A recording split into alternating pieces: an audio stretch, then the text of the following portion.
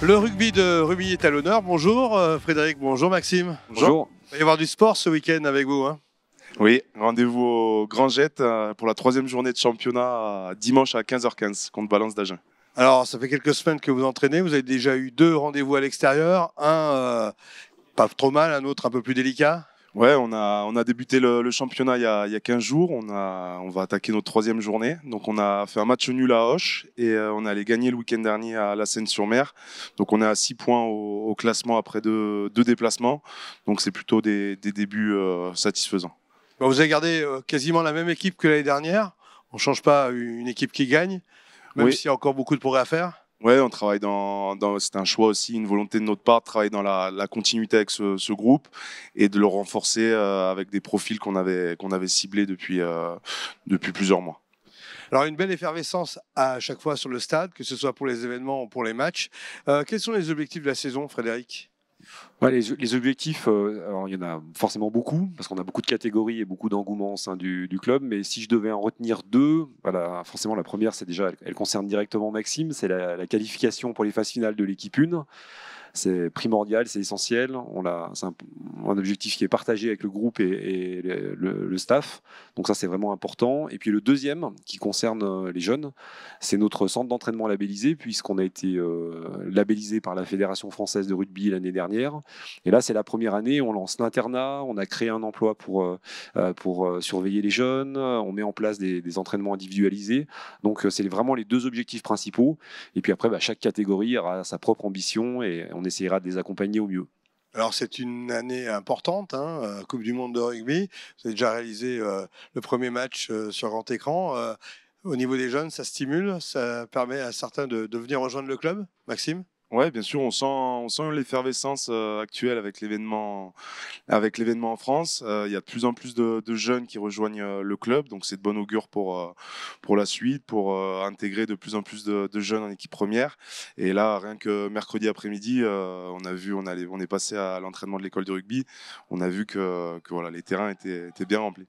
On peut parler un peu de l'école de rugby. Combien de membres au niveau des jeunes comment ça se passe ? Oui, alors l'école de rugby à Rumi, elle a toujours été très active. Alors, effectivement, la Coupe du Monde booste un peu les choses, mais nous, au sein du club, on a aussi des jeunes qui sont salariés et qui vont dans les écoles et qui essayent de dynamiser et de faire venir. Donc, Rumi, c'est 480 licenciés et c'est à peu près 350 sur l'école de rugby. Donc, c'est quelque chose qui est ancré dans le club et qui va forcément se renforcer avec les résultats de l'équipe de France cette année. Alors l'événementiel, c'est un peu votre marque de fabrique maintenant. Vous avez fait un gros coup avec Héritage Goldman, même si ça a été décalé. Ça a été un véritable succès sous la pluie en plus. Ouais, sous la pluie en plus. Ça donne des idées pour les prochains mois. Le premier match de la Coupe du Monde diffusé sur écran géant avec plus de 1000 personnes présentes. J'imagine que vous allez continuer la machine. Oui, c'est la dynamique. Alors forcément, la locomotive, c'est le sportif et c'est en particulier l'équipe 1 qui draine toute cette dynamique au sein du club, mais pas que. Et je crois que l'héritage Goldman, ça a démontré qu'on pouvait faire venir des nouveaux bénévoles. Il y a eu un bel engouement sur les bénévoles, une fierté des bénévoles d'organiser cet événement. On a eu beaucoup de public qui a découvert le stade. Donc oui, ça nous motive pour un deuxième concert. Voilà, on cherche déjà la tête d'affiche.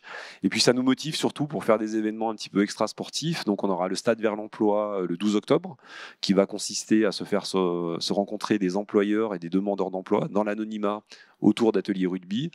On a vu en effet que la diffusion de la Coupe du Monde, c'était un vrai succès. Donc voilà, quand on est dirigeant, ça nous motive à faire plus encore autour du sportif. Maxime, si on revient sur l'équipe 1, quel est le point fort de cette équipe et peut-être les points faibles à travailler ? Écoute, sur les 2 premiers matchs, je crois qu'on peut s'appuyer sur une défense qui est vraiment solide. On est à 0 essai concédé sur les 2 premiers matchs. Donc ça, c'est notre socle sur lequel on veut s'appuyer. Maintenant, je pense qu'on a aussi les qualités pour proposer davantage de séquences de jeu, de tenir le ballon un peu plus longtemps, mettre un peu plus de vitesse dans notre jeu. Donc ça, c'est la marge de progression où on souhaite aller et où on a les qualités pour. Pour finir, au niveau financier, un club comme Rumi, c'est forcément des partenaires qui vous sont très fidèles. Il y a vraiment un état d'esprit chaleureux, j'allais dire. Oui, alors c'est un gros enjeu, hein, le financier sur des clubs de notre niveau intermédiaire. Il faut savoir qu'on était encore à 800 000 euros il y a 5 ans. Là, on est parti sur un budget d'1,9 million dans un contexte économique qui est un peu incertain. Donc c'est un gros challenge pour nous. Néanmoins, comme tu le soulignes, on a des partenaires fidèles qui nous accompagnent dans les bons moments et dans les moments plus difficiles. Donc ça, on peut les remercier. Et puis, je peux lancer un appel aussi. Si certains veulent nous rejoindre, ils seront les bienvenus. Aujourd'hui, c'est 180 partenaires avec des animations au stade, sur des soirées, sur des événements où on essaye de faire favoriser le partage, les rencontres. Et c'est important. Donc, trois sujets sur le financier, les collectivités, les partenaires privés. Et puis, forcément, tout ce qui est événementiel aussi qu'on essaye de développer parce qu'il y a un enjeu économique aussi.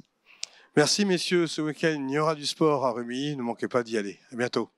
Merci beaucoup. Merci Laurent.